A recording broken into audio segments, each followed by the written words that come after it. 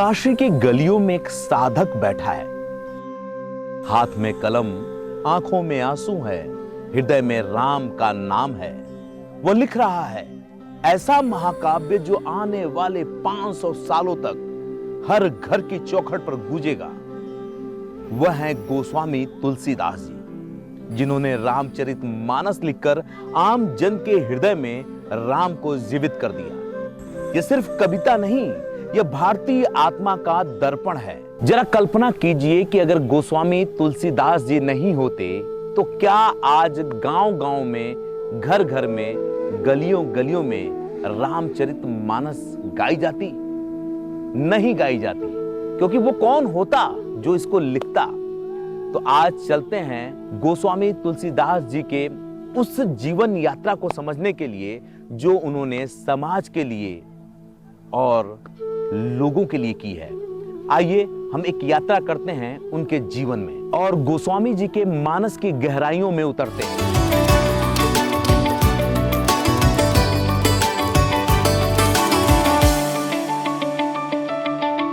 तुलसीदास जी का जन्म 1511 ईस्वी में उत्तर प्रदेश के बांदा जिले के राजापुर गांव में हुआ। कहा जाता है कि जन्म के समय वो रोए नहीं, बल्कि मुख से राम नाम निकला, इसलिए उन्हें राम बोला नाम मिला। पर किस्मत ने कठोर परीक्षा ली। जन्म के 7वें दिन ही माता हुलसी का निधन हो गया और पिता आत्माराम दुबे ने भी उन्हें छोड़ दिया। तुलसी अनाथ हो गए।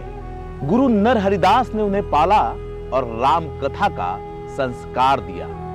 वहीं से बालक तुलसी का जीवन भक्ति के धारा में बहने लगा। और फिर गोस्वामी जी लिखते हैं, सिय राम मैं जुग सब जानी, करहु प्रणाम जोर जुग पानी। गोस्वामी तुलसीदास जी ये मानते हैं कि ये पूरा जग राममय है और हर जगह राम विद्यमान है।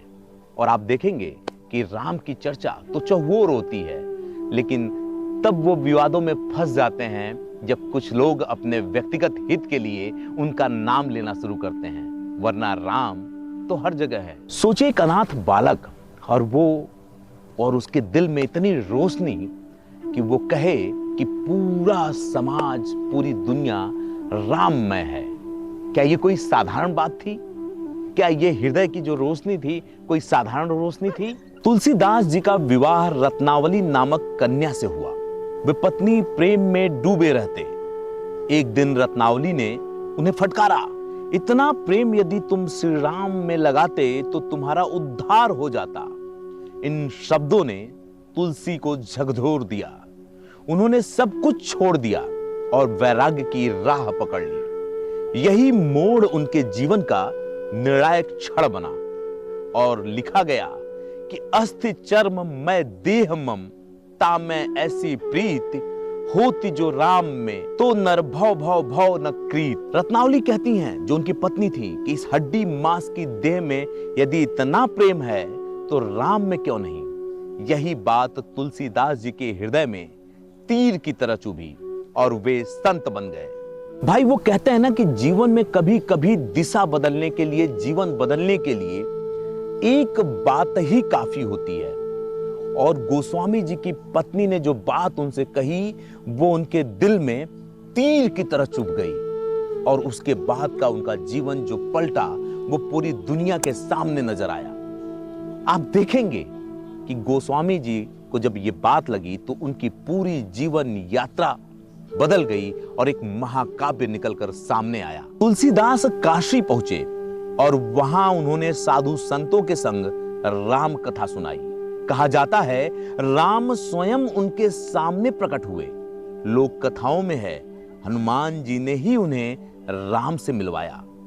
उस क्षण से तुलसीदास केवल भक्त नहीं रहे बल्कि राम के दास बन गए। और एक पंक्ति आती है जिसमें कहा जाता है, राम ही केवल प्रेम प्यारा, जान लेहु जो जानन हारा।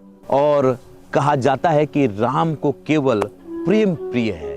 यज्ञ, धर्म, शोहरत, दौलत, इससे कुछ नहीं होता। उन्हें तो सिर्फ प्रेम चाहिए। और आपने देखा होगा कि ऐसी तमाम कथाएं हैं जहां लोगों ने प्रभु राम को प्रेम से जीता है।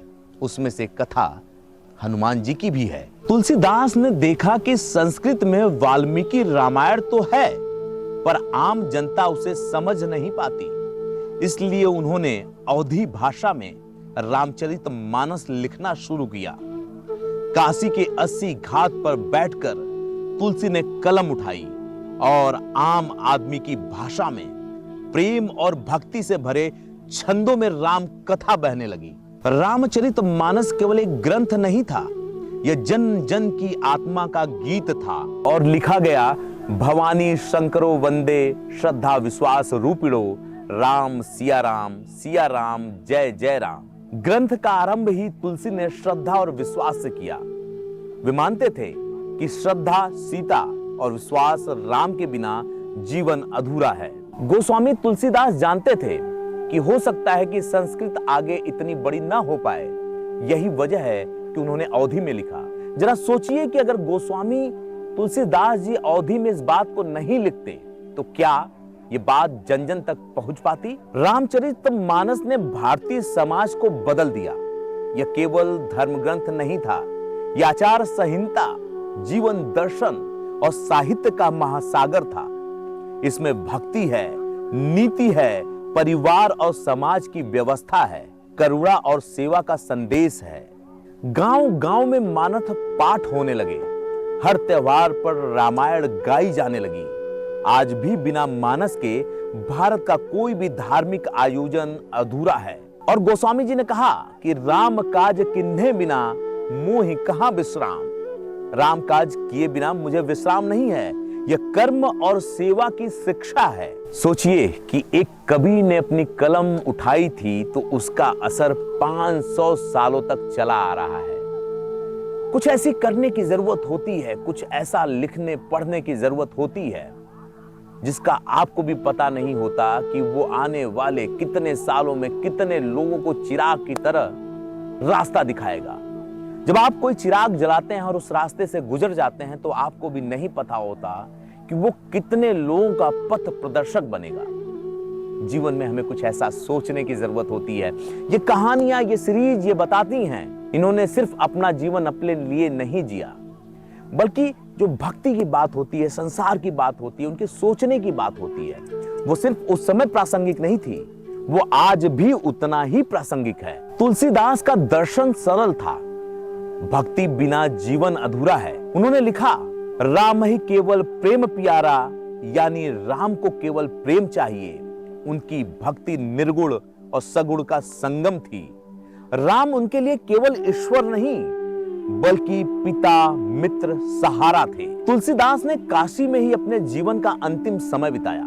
कहा जाता है कि उनकी मृत्यु के समय उनके मुख से केवल एक शब्द निकला, वो था राम। आज भी 80 घाट पर तुलसी घाट है जहां उनकी स्मृति जीवित है। उनकी सबसे बड़ी धरोहर रामचरितमानस, जो आज भी घर घर में गाई जाती है। मैं बनारस के करीब का रहने वाला हूं। कई बार ऐसा मौका मिला जब मैं उस घाट पर जाकर के समय बिताया। 80 घाट के बगल में ही है। 80 घाट को तो आप लोग जानते हैं, लेकिन उस घाट को नहीं जानते थे। और अब उस घाट पे भी काम हुआ है और लोग वहां बैठते हैं। आप जाएंगे तो वहां पर उनकी दोहे और चौपाई आपको पढ़ने को मिलेंगे, जो आपके स्मृति पर एक अलग तरह की छाप छोड़ेंगे। शायद उनसे लिए गए कुछ शब्द आपकी जिंदगी बदल दें। गोस्वामी तुलसीदास ने हमें सिखाया, भक्ति केवल शब्दों में नहीं होती, भक्ति जीवन में उतारनी होती है। उनका मानस हमें यह याद दिलाता है, ईश्वर प्रेम में है, सेवा में है, त्याग और करुणा में है। गोस्वामी तुलसीदास जी अगर आज होते तो वो यही कहते कि अगर जीवन को सुंदर बनाना है तो रामचरितमानस पढ़ो, प्रेम करो और प्रभु राम का नाम जपो, क्योंकि इससे एक ऐसी एनर्जी फैलती है जो ना सिर्फ मानस के पटल को बल्कि समाज को भी बेहतर बनाती है। मैं आपसे पूछना चाहूंगा कि गोस्वामी तुलसीदास जी की सबसे बड़ी देन क्या है?